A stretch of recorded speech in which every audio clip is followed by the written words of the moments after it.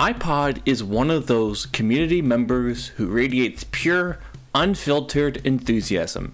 A pansexual femboy and proudly stitching between he, him, and she, her pronouns. They bring a fluid, expressive identity that fits right into the creative, colorful corners of our spaces. So what do they love? They like a lot of MLP, Smiling Friends, Hatsune Miku, and a rotating cast of other hyperfixations that keep things lively.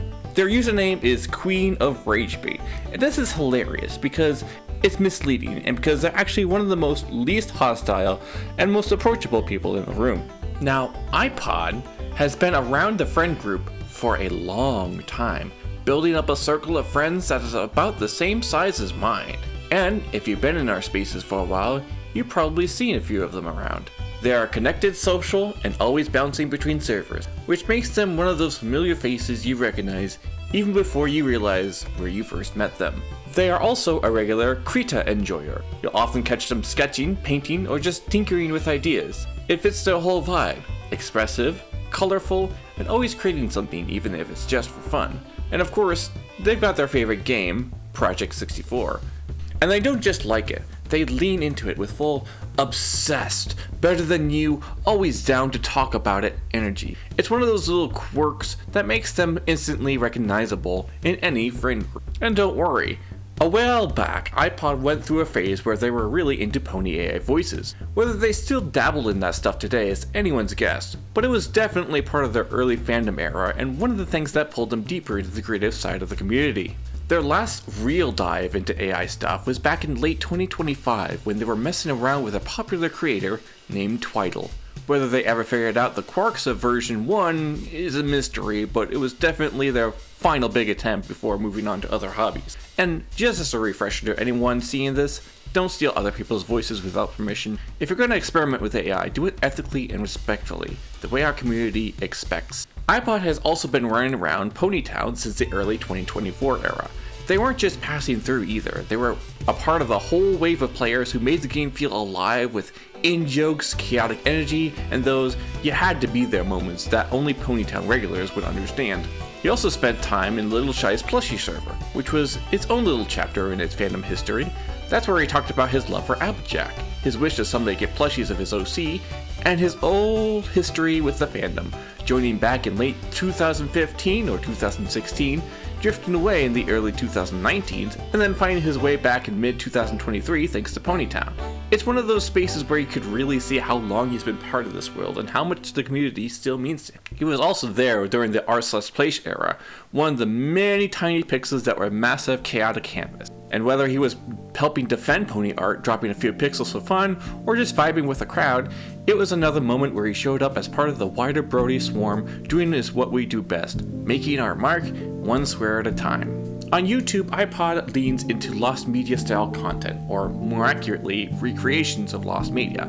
He's the type who stumbles across obscure broadcasts, a weird TV hack clip, or a half-remembered moment from a foreign dub and go, yeah, I can remake that. And honestly, it fits him perfectly. Curious, chaotic, and always chasing the odd corners of the internet. Ponypod 64 is actually the X profile for the same name. He presents a playful self-awareness persona, blending humor with explicit fandom reference. The display name and handle, Ponypod64, immediately evoke a hybrid of My Little Pony and retro technology, specifically the iPod and Nintendo 64, signaling both a love for classic media and a whimsical approach to online identity. The profile bio, as echoed across the platform, often reads, "A funny YouTuber and Applejack's wife. Please subscribe for a new video." This tagline is consistent on YouTube's and Linktree, reinforcing a cross-platform brand identity, centered on humor, MLP fandom, and a personal connection as the character Applejack. As of the latest available data, Ponypod64 does not publicly disclose a specific geographic location, although it does say Ireland. In closing, Ponypod64 exemplifies the modern fandom creator, a digital native who seamlessly blends personal passion, technical skill, and community engagement. The account's focus on MLP Friendship is Magic is not merely a matter of content preference, but a vehicle for creative exploration, remixing canonical material, experimenting with AI voices, and participating in the ongoing project of fandom world building. This synthesis is evident in the user's cross-platform presence, where art, video, and interactive AI bots reinforce a cohesive, playful identity. The user's engagement with lost media and archival practices further distinguishes them within the fandom. By documenting and sharing rare or recovered content, PonyPod64 contributes to the preservation of internet culture, ensuring that the artifacts remain accessible to both current fans and future researchers. This archival impulse is both a personal passion and a community service, reflecting a broader trend in fandoms towards digital preservation and collective memory. PonyPod64 not only entertains and informs, but also contributes to the evolving landscape of fandom and digital memory. As social media platforms and creative technologies continue to evolve, accounts like PonyPod64 will remain at the forefront of innovation, adaptation, and community building. The analysis that was provided just now is based exclusively on publicly available non-deleted content on the following sites: X, YouTube, and DeviantArt, and related platforms. No private, protected, or deleted tweets have been accessed or referenced in accordance with platforms' terms of service and ethical research standards.